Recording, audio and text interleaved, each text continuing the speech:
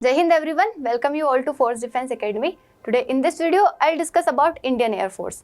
Indian air force क्या होती है, कब बनी ये, उसके बाद इसकी क्या क्या रैंक्स होती है, क्या कमांड्स होता है, इंडियन एयरफोर्स का स्ट्रक्चर क्या है। इस वीडियो में हम सारी चीज़ों के बारे में बात करेंगे। इसमें कमीशन रैंक्स क्या होती है, ऑफिसर वाली रैंक क्या होती है, एयरमैन वाली रैंक्स क्या होती है। उसके बाद in the next further videos I will tell you कि आप एयरफोर्स में एयरफोर्स को ज्वाइन कैसे कर सकते हैं, क्या कितने कितने डिफरेंट तरीके से, मतलब कितने कितने डिफरेंट वेज है जिनकी हेल्प से आप एयरफोर्स ज्वाइन कर सकते हैं। उसके बाद हम डिफरेंट आर्म्ड फोर्सेस के बारे में इस सीरीज़ में हम बात करते जाएंगे। अलग अलग चीज़ों के बारे में मैं बताऊंगी कि एयरफोर्स के बारे में, आर्मी के बारे में, नेवी के बारे में, डिफरेंट एग्जाम्स के बारे में कि किन किन के थ्रू आप ज्वाइन कर सकते हैं एयरफोर्स, आर्मी या फिर नेवी। तो पहले हम बात करेंगे इस वीडियो में एयरफोर्स के बारे में।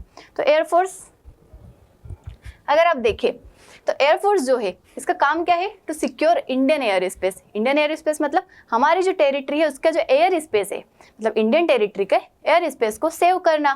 सेव कैसे करेंगे, बहुत सारे जो डिस्टर्बेंसेस होते हैं, जो इनसिक्योरिटीज होती है, कई सारे कॉन्फ्लिक्ट्स होते हैं, उन सब चीज़ों से सेव करना। उसके बाद टू कंडक्ट करना डिफरेंट ऑपरेशंस। अब जैसे देखिए नैनीताल में वहाँ पे जो ग्लेशियर लेक आउटबर्स्ट फ्लड जो आया था उस टाइम पे एयरफोर्स ने हेल्प की थी।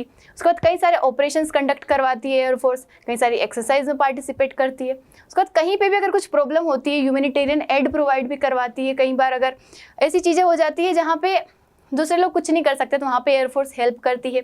तो ये एयरफोर्स का काम होता है, ठीक है। अब ये कब बनी थी, तो इन द ईयर 1932 8 अक्टूबर को, और इसीलिए हम 8 अक्टूबर को क्या सेलिब्रेट करते हैं, एयरफोर्स डे। ठीक है, तो एयरफोर्स डे हम सेलिब्रेट करते हैं 8 अक्टूबर को। ये बनी थी 1932 में। किस नाम से बनी थी ये, रॉयल इंडियन एयरफोर्स। किस नाम से बनी थी, रॉयल इंडियन एयरफोर्स। लेकिन जब हमारा देश आज़ाद हो गया, रॉयल क्यों लगाता है, क्योंकि हम उस टाइम पे क्या थे, ब्रिटेन के अंडर थे, मतलब उस टाइम पे कॉलोनियल रूल था, इस वजह से वहाँ पे रॉयल लगा हुआ था। लेकिन धीरे धीरे जब हमारे देश आज़ाद हुआ, जब हम रिपब्लिक हुए, तो इन द ईयर 1950 जो प्रेफिक्स रॉयल है वो हट जाता है और हमारी एयरफोर्स बन जाती है इंडियन एयरफोर्स। अगर आप रैंक्स की बात करें, आप देखिए कमीशन रैंक मतलब जो ऑफिसर लेवल की जो रैंक होती है उसमें सबसे ग्राउंड पे क्या होता है, सबसे पहले फ्लाइंग ऑफिसर। मतलब अगर आप किसी भी एंट्री के थ्रू फिर कुछ भी एग्जाम दे के अगर पहले ऑफिसर बनते हैं तो आप किस लेवल पे बनेंगे, फ्लाइंग ऑफिसर। धीरे धीरे फिर flight lieutenant, then squadron leader, wing commander, group captain, air commodore, air vice marshal, air chief marshal and marshal of the Indian air force. Marshal of the Indian air force ये क्या है, only 5 star rank है कहीं में Indian air force पे। Different badges से अगर आप देख सकते हैं, flying officer, flight lieutenant, squadron leader, wing commander, group captain, air commodore, air vice marshal, air chief marshal and marshal of the Indian air force. तो ये कौन सी रैंक हो गई, ऑफिसर रैंक की अगर हम बात करें तो ये सारी रैंक्स आती है।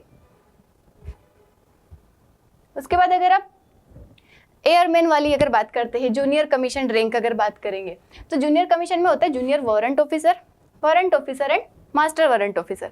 वहीं नॉन कमीशन रैंक की बात करें तो aircraftsman, leading aircraftsman, corporal and sergeant. तो ये क्या होती है, डिफरेंट रैंक होती है। अगर आप किसी भी एंट्री के थ्रू, या तो एफकेट एंट्री के थ्रू, सीडीएस के थ्रू, एनसीसी के थ्रू अगर आप जाते हैं, एग्जाम देते हैं, उसके बाद एसएसबी पास करते हैं, तो उसके बाद ये रैंक्स पे आपकी क्या होती है, पोस्टिंग होती है। नॉट दिस रैंक, वो इन एग्जाम्स के थ्रू आपकी इन रैंक पे पोस्टिंग होती है। ठीक है, मैं नेक्स्ट वीडियो में आपको बताऊंगी कि आप एयरफोर्स ज्वाइन किस तरीके से कर सकते हैं, किस एग्जाम के थ्रू कर सकते हैं, उसके लिए क्या क्या रिक्वायरमेंट्स होता है, क्या सिलेबस होता है और क्या स्ट्रेटेजी होनी चाहिए आपकी जिसके थ्रू आप एयरफोर्स ज्वाइन कर सकते हैं। उसके बाद अगर आप इंडियन एयरफोर्स का स्ट्रक्चर देखें, मतलब किस तरीके से, किस स्ट्रक्चर में, मतलब जैसे कुछ भी चीज़ें बनती है उसका एक स्ट्रक्चर होता है। जैसे अगर हमारे देश की बात करें तो हमारी कंट्री है, कंट्री के अंदर डिफरेंट स्टेट होते हैं, मतलब जैसे कंट्री के क्या होते हैं, प्रेसिडेंट, प्राइम मिनिस्टर होते हैं। उसके बाद उसके अंदर डिफरेंट स्टेट होते हैं, स्टेट को मैनेज करने वाले सीएम होते हैं, गवर्नर होते हैं। उसके बाद उसके अंदर जाएंगे तो डिस्ट्रिक्ट होते हैं, डिस्ट्रिक्ट के कलेक्टर होते हैं, डीएम होते हैं। उसके बाद उसके अंदर जाएंगे तो फिर क्या होते हैं, कुछ एरियाज होते हैं, टाउन्स होते हैं, गांव होते हैं, उसके अंदर पंचायत होती है। तो एक स्ट्रक्चर बना होता है जो कि किसी भी चीज़ को मैनेज करने में हेल्प करता है। तो इसी तरीके से अगर हम एयरफोर्स में देखें तो इसका भी एक स्ट्रक्चर है, जिसमें सबसे पहले क्या होता है, हेडक्वार्टर। हेडक्वार्टर कहाँ लोकेटेड है, न्यू दिल्ली में, जो कि एक ही है। उसके बाद उसके अंदर आते हैं कमांड, जो कि हमारी 7 कमांड्स है। 7 कमांड्स मतलब समझ लीजिए कि ये 7 बेस है डिफरेंट जगह पे, और वहाँ से क्या होता है, इसको मैनेज किया जाता है। एयरफोर्स जो है मतलब डिफरेंट एरियाज में मैनेज की जाती है। तो कौन कौन सी कमांड है? अगर आप ईस्ट में देखें तो eastern air command which is located in Shillong. अगर आप सेंट्रल की बात करें तो central air command which is located in Allahabad. अगर वेस्ट की बात करें तो western command which is located in Delhi, south western command which is located in Gandhinagar and the southern command which is located in Thiruvananthapuram. तो ये सब क्या थी? हमारी 5 operational command and there are 2 functional command. Functional command क्या होता है कि इनका काम होता है दूसरी चीज़ों को मेंटेन करना। तो उसमें होती है मेंटेनेंस कमांड जो कि नागपुर में लोकेटेड है, एंड ट्रेनिंग कमांड जो कि कहाँ लोकेटेड है? बेंगलोर में। These all are the commands of Indian air force. अब इन कमांड के अंदर भी कुछ चीज़ें होती है जैसे कि विंग्स। कमांड के अंदर कौन होगा? विंग। एंड जो कमांड जो होती है उसको जो टॉप पे मतलब जो लीड करता है वो होता है एयर मार्शल रैंक के ऑफिसर। कौन होते हैं? एयर मार्शल रैंक के ऑफिसर। उसके बाद विंग जो होती है, विंग कैसे मिलके बनती है?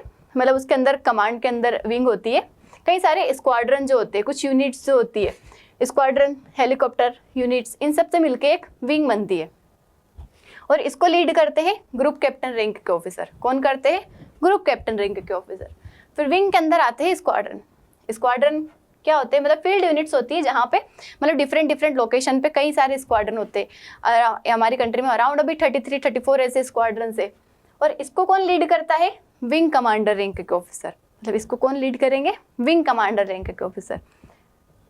फिर विंग के अंदर और आता है फ्लाइट। अगर आप फ्लाइट देखिए तो सब डिवीजन होता है स्क्वाड्रन का जो कि स्क्वाड्रन लीडर कौन करते हैं? इसको लीड करते हैं। और अगर आप स्ट्रक्चर में अगर देखें तो इसमें कई सारी डिफरेंट ब्रांच होती है। फ्लाइंग ब्रांच और उसके बाद ग्राउंड ब्रांच। ग्राउंड में 2 होती है, एक टेक्निकल एंड एक नॉन टेक्निकल। तो फ्लाइंग ब्रांच में आपको फ्लाइंग ऑफिसर बनते हैं। फ्लाइंग ऑफिसर का काम क्या रहता है? कई सारे डिफरेंट जो एयरक्राफ्ट रहते हैं, फ्लाइंग का काम क्या रहेगा? मतलब डिफरेंट एयरक्राफ्ट जो रहते हैं उनको फ्लाई करना। अब एयरक्राफ्ट्स में कई सारे आ जाते हैं हमारे, फाइटर एयरक्राफ्ट्स होते हैं, उसके बाद ट्रांसपोर्ट एयरक्राफ्ट्स होते हैं, उसके बाद हेलीकॉप्टर्स होते हैं, यूएवीज होते हैं। तो ये डिफरेंट क्या है? एयरक्राफ्ट्स को मेंटेन करने का काम किसका होता है? फ्लाइंग ऑफिसर का, जो कि फ्लाइंग ब्रांच में आता है। उसके बाद टेक्निकल ब्रांच जिसमें जो रिलेटेड रहता है इंजीनियरिंग हो गया, मैकेनिकल हो गया, इलेक्ट्रॉनिक्स हो गया, ये सारी चीज़ें आती है इसमें। ना अगर हम ग्राउंड ड्यूटी की बात करें तो ग्राउंड में क्या होगा? किस चीज़ से रिलेटेड होगा? लॉजिस्टिक ब्रांच जो होती है जिसमें काई का काम करते हैं गुड्स को मेंटेन करना। मतलब जो हमारे कितने सारे लॉजिस्टिक, इतने सारे जो गुड्स है, सारी चीज़ें जो है, एयरक्राफ्ट्स हो गए, सामान हो गए एयरफोर्स के, तो उन सबको मैनेज करने का काम किसका है? लॉजिस्टिक का।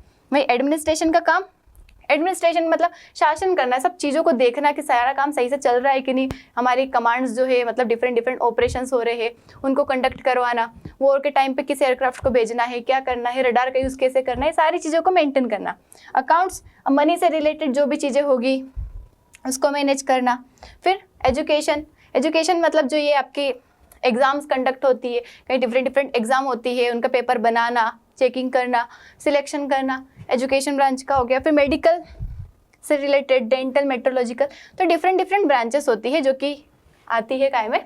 इंडियन एयरफोर्स में, जिसमें अगर आपकी प्रेफरेंस रहती है आप किस ब्रांच में जाना चाहते हैं। अगर आप फ्लाइंग में जाना चाहते हैं तो उसकी क्या एलिजिबिलिटी है, अगर आप दूसरी ब्रांचेस में जाना चाहते हैं तो उनकी क्या एलिजिबिलिटी है, हम बात करेंगे नेक्स्ट वीडियो में। इस वीडियो में हम सिर्फ देख रहे हैं कि इंडियन एयरफोर्स का स्ट्रक्चर क्या है, किस तरीके से बना हुआ है।